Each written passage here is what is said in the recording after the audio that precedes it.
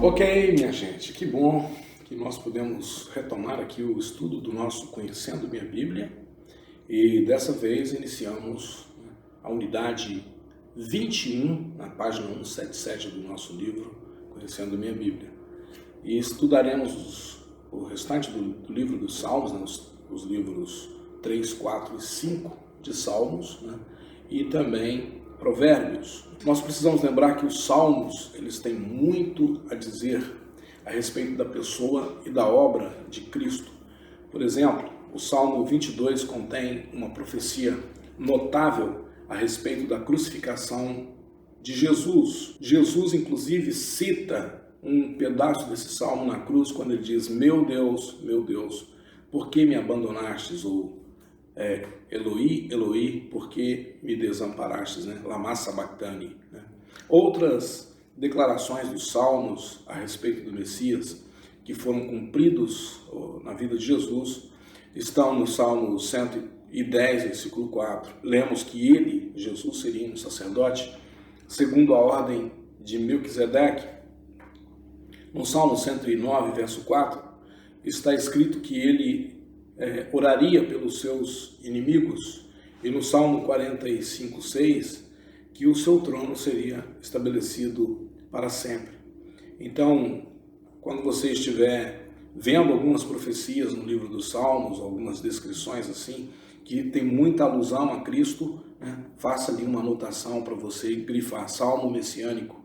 E depois, quando estiver estudando o Novo Testamento, coloque lá profetizado nos Salmos, e isso vai lhe dando uma segurança para ligar as declarações dos Salmos messiânicos com o cumprimento profético na vida do nosso Senhor. Né? E também o livro de Provérbios, né? O livro de Provérbios é um dos livros de sabedoria do Antigo Testamento, que contém instruções a respeito de muitos assuntos práticos da vida diária. Né? O provérbio, né, era uma forma comum na literatura das culturas antigas, era uma forma de eles colecionarem e resumirem, né, a sabedoria de séculos, né? Ou seja, a sabedoria que estava sendo transmitida de geração em geração. Então o provérbio ou os provérbios resumiam essa sabedoria. Mas o livro de Provérbios, né, o livro de sabedoria do povo de Israel, do povo hebreu, né, tem uma diferença, porque ela aponta o crente para Deus com instruções de como viver uma vida santa e íntegra. Outra característica do livro de Provérbios é que ele tem a introdução mais comprida do Antigo Testamento, os primeiros 6 versículos do primeiro capítulo. Né? É nesse trecho que o autor se considera a si mesmo um dos homens sábios de Israel, né? E ele escreve então esse texto, né? Ou seja, de como, com instruções, como se o livro fosse um manual de instruções de como se tornar uma pessoa sábia, um homem sábio. Né?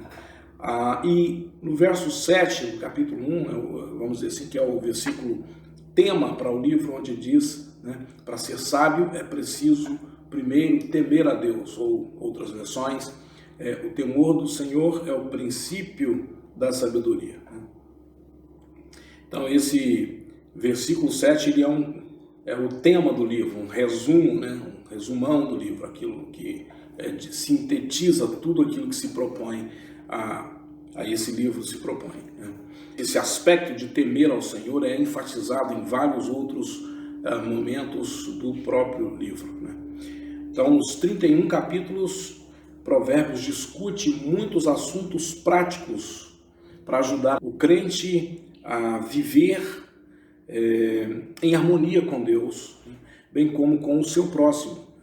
Entre os assuntos tratados nesse livro de sabedoria, você pode encontrar, por exemplo, a escolha dos amigos, os perigos do adultério, o valor do trabalho diligente, a honestidade nos negócios, o perigo da bebida forte, né? A compaixão pelo pobre, a importância de fortes laços familiares, a insensatez do orgulho e da raiva e as características de uma amizade genuína. Né? Então, são vários textos que apontam para uma vida prática, para um dia a dia, né? Para como o crente deve se comportar e viver. Aquele que anda com Deus deve se comportar e viver. Os estudiosos do livro de Provérbios concordam que ele é uma compilação de material de várias fontes diferentes, né? Isso dá ao livro uma estrutura interna única. Mas o próprio livro nos conta que Provérbios foi escrito por diferentes autores. Com toda certeza, Salomão é um dos principais autores do livro. Você já encontra isso no primeiro versículo, onde diz Provérbios de Salomão, filho de Davi.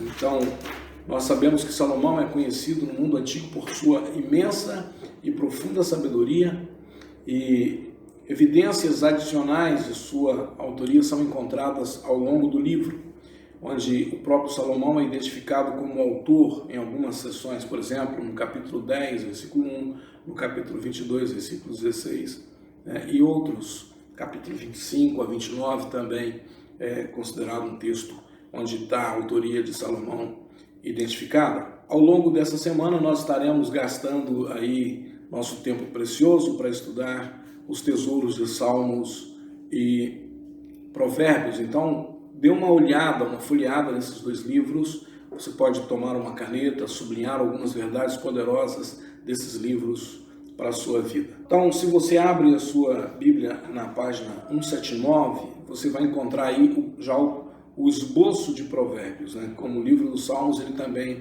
é dividido em 5 livros, né? Então, os Salmos é dividido em 5 livros, né?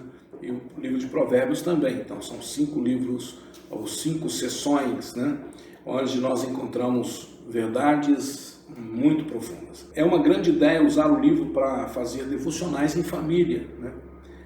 Durante um mês inteiro, visto que Provérbios tem 31 capítulos. Então você pode usar um capítulo por dia e reunir a sua família e estudar o livro de Provérbios. Então, pelo esboço de Provérbios aí na página 179, você vai encontrar, por exemplo, que partes do livro, né, foram escritas por autores como Agur e o rei Lemuel, né? Embora Salomão escreva ou tenha escrito a maior parte de Provérbios, então fica claro que ele não escreveu todo o livro, né? É saudável perceber que ele deu o devido crédito a esses autores, né? Um outro fato interessante a respeito desse livro é que a segunda coleção de Provérbios atribuída a Salomão, né, que são os capítulos 25 a 29, foi inserida mais tarde, na verdade 200 anos depois da sua morte, né? O título dessa coleção diz o seguinte: estes também são provérbios de Salomão, copiados pelos homens de Ezequias, rei de Judá. Então, esses escritos de Salomão não foram descobertos e inseridos no livro antes do tempo de Ezequias. Então, provavelmente, no tempo de Ezequias, esses provérbios foram descobertos e então inseridos, né? A versão original do livro deve ter sido escrita e compilada por Salomão, né, durante o seu reinado de 971 a 931 a.C. E em 720, então foram acrescentados os capítulos 25 a 29. Então, o livro de Provérbios é um exemplo clássico, né, da literatura de sabedoria do Antigo Testamento, né? Outros livros do mesmo estilo, né, incluem aí Jó, Eclesiastes e Cântico dos Cânticos. Esses livros são chamados de escritos de sabedoria, porque foram escritos por um grupo distinto de pessoas na história de Israel que se debatiam com algumas questões eternas a respeito da vida, né? Então, os escritos de sabedoria, né, são reconhecidos como textos sagrados, mesmo no tempo de Cristo, no tempo dos apóstolos, ou seja, eles estão presentes e continuam presentes até hoje na história do povo de Israel e na história da Igreja de Cristo. Esse tipo de escrito prosperou, então, especialmente durante o tempo de Salomão, que era conhecido como o homem mais sábio, né, do mundo antigo, né, o sábio dos sábios, né? Então, 1 Reis 4, 30 e 31 diz que Salomão era mais sábio do que qualquer homem do Oriente ou do Egito. Ele era mais sábio do que todos os homens, mais sábio do que Etã, o Ezraíta, e do que Emã, Calcol e Darda, filhos de Maol. E a sua fama se espalhou por todos os países vizinhos.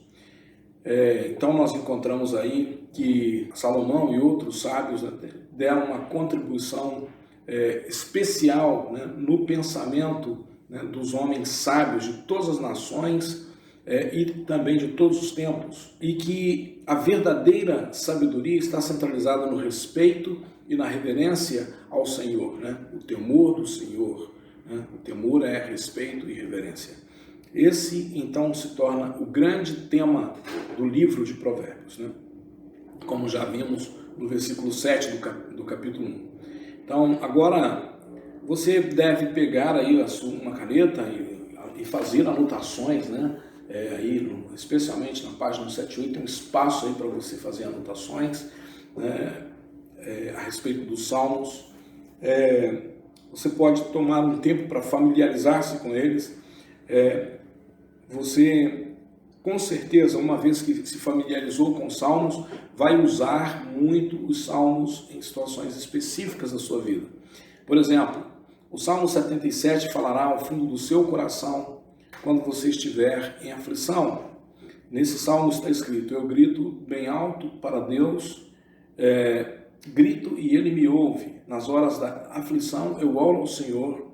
Durante a noite levanto as mãos em oração, porém não encontro consolo. Então veja bem que no momento de aflição, né, descrito pelo salmista, ou considere também o Salmo 32, quando você pecar e o seu coração estiver quebrado enquanto está confessando ao Senhor. Davi escreveu esse salmo depois do seu adultério com Batseba ter sido descoberto. Você também poderá louvar a Deus, né, quando estiver com vontade. Aí o Salmo 107 e dali em diante até o final do livro são canções de louvor ao Senhor. Então existem muitos salmos que você pode usar para louvar a Deus, né? E assim você vai ter a sua vida de oração já trazendo os salmos para dentro dela, né? E esse livro então acabará se tornando um dos livros mais preciosos da sua vida. Então quero terminar agora lendo com você dois textos, um dos Salmos e um de Provérbios. Primeiro, o Salmo 45, 6 a 8, que diz: o reino que Deus lhe deu vai durar para sempre. Ó Rei, o Senhor governa o seu povo com justiça. Amo o bem e odeio o mal. Foi por isso que Deus, o seu Deus, o escolheu e deu mais felicidade ao Senhor do que a qualquer outro rei. A sua roupa está perfumada com mirra e aloés, e os músicos tocam para o Senhor. Ó Rei, em palácios enfeitados com marfim. Salmos 45, falando aí, é um salmo messiânico, né? Falando do governo de nosso Senhor Jesus. O reino que Deus lhe deu vai durar para sempre. Essa verdade mais tarde é reiterada pelos profetas. Daniel, por exemplo, reitera essa verdade quando numa profecia de Nabucodonosor, ele vê uma pedra sendo atirada sem auxílio de mãos, e ali ele reitera que o reino do Messias vai durar para sempre, né? E aí também um texto de Provérbios, e assim concluímos esse primeiro dia da unidade 21, Provérbios 2, 1 a 8. Filho, aprenda o que eu lhe ensino e nunca esqueça o que mando você fazer. Escute os sábios, procure entender o que eles ensinam. Sim, peça sabedoria e grite pedindo entendimento. Procure essas coisas como se procurasse prata ou um tesouro escondido. Se você fizer isso, saberá o que quer dizer temer o Senhor. Aprenderá a conhecê-lo. É o Senhor quem dá sabedoria. A sabedoria e o entendimento vêm dele. Ele dá ajuda e proteção a quem é direito e honesto. Deus protege os que tratam os outros com justiça e guarda os que lhe obedecem. É isso, minha gente. Encerramos o dia 1. Nos vemos no dia 2 da unidade 21. Deus te abençoe.